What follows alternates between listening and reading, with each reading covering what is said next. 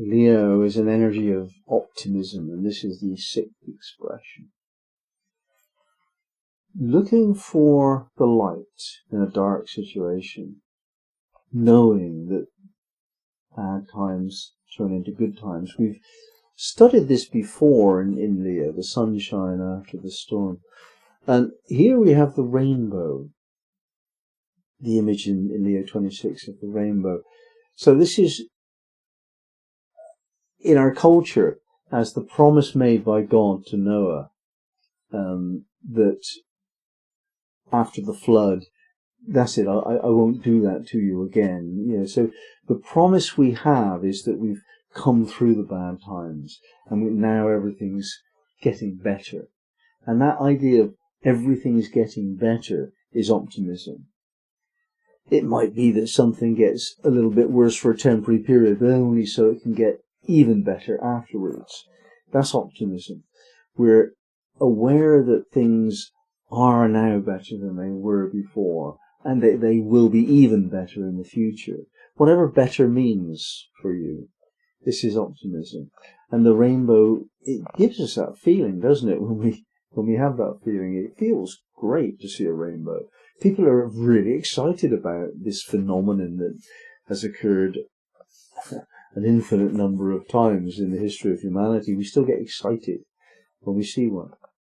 And this is what optimism is like. You know, we get excited about the opportunity that we can actually improve our feelings about how joyful we are. And the next degree, the 27th degree of Leo, is daybreak.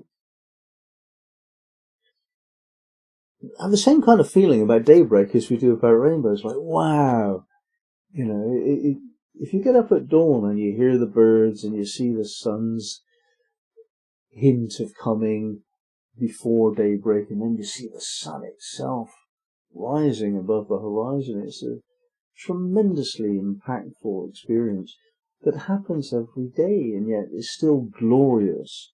So this image of something that on the face of it should be mundane and ordinary and commonplace and boring because it's happened all of the time before, it's not like that. It's amazing daybreak.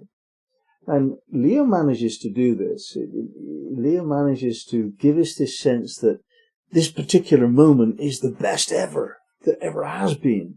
And it's just leading towards an even better one in the future. Somehow, Leo promotes this sense of constant improvement in our mood. The best is yet to come, but this is amazing already. And that is the feeling we have at daybreak. It goes one step further than the rainbow in many ways, because whatever went wrong in the past, we've slept it off. We've gone through the darkness of that. We've let go of the unconsciousness associated with that. And now we're born again. We're renewed in this sense of vitality. And this brings with it a sense of opportunity. In Leo 28, the many birds on the tree. Many birds on a tree. Well, we're looking up. We're looking at all of these ideas, things that fly, or things of the air. They're ideas or thought forms, just many of them.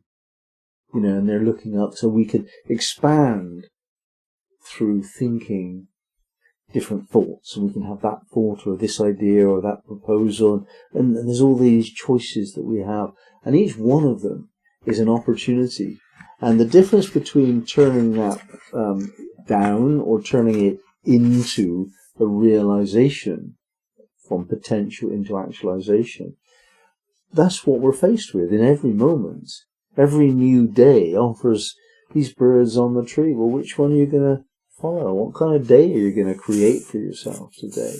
Of all the versions you could create, which one are you going to go for? And you go for the one that promises most joy.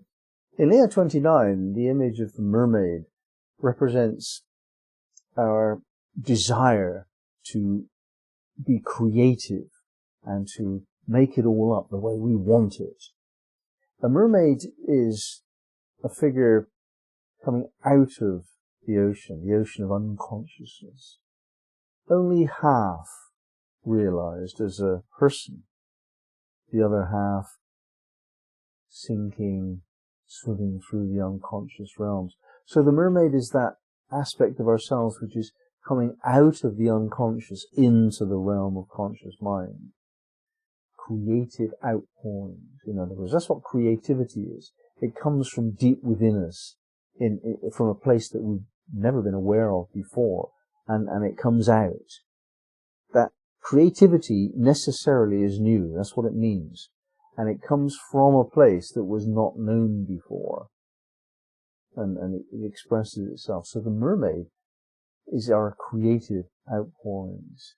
And it's actually incontrovertibly obvious that we can't do anything creative that's worth a life unless we're optimistic. Creativity and optimism go hand in hand.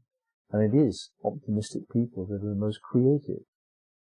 Now, I mean, I know this goes against the general kind of sense of the best art comes from suffering. And like, that's also true. The people that go through hard times, they tend to be more poignant in their creative outpourings. Songs that touch deep feelings and so on. But it is the song itself, the creative outpouring that's born in the pain and suffering of a hard time, that is the light that actually draws them out. When you sing the song of your suffering, which sometimes is just talking to a colleague or whatever, when you put it into words and you create something, an expression of hard times, that moves you forward. That actually is a way out. So the idea of actually trying to create an expression of your feelings of suffering is meant here. You know, the unconscious mind is suffering, and the conscious mind is clear of that into an optimistic expression. And in Leo 30, the unsealed letter, think about that. A letter, let's assume that's got personal feelings expressed in it. All of your unconscious outpourings, the creative outpourings of your mind are put into this very private letter, and you put it in an envelope, but you leave it there unsealed. So anyone could read it and expose your vulnerabilities. But you know they won't read it. You're confident that you have sufficient, well, what should we call it? Spiritual clout, spiritual power, magnetism of being, so that nobody would read your letter. Nobody would actually diminish the respect that they feel for you, because you're the kind of person that everybody would admire and respect and be kind towards, because you're that way with other people. You know, you bring light wherever you go. So who would want to intrude upon your own feelings? And you have faith that not only that people will respect your rights for privacy, but even if they read the letter, nothing would be embarrassing, because you've already revealed who you are. And you understand that there's this sense of not really having the possibility of hiding. None of us can hide from one another. Everything that is known. There's this universality of knowledge. We all know what we're going through. There's this facility that we have to read people. And there's no point in hiding. And Leo doesn't hide. It's just like, there it is. That's what I am. I like what I am. I'm proud of who I am. You can look at my feelings all you like, you know. I'm open. I'm really open for inspection, because I'm happy with who I am, and I want you to be happy too, you know. And goodwill and radiant joy communicates around the society that Leo stands in the center of.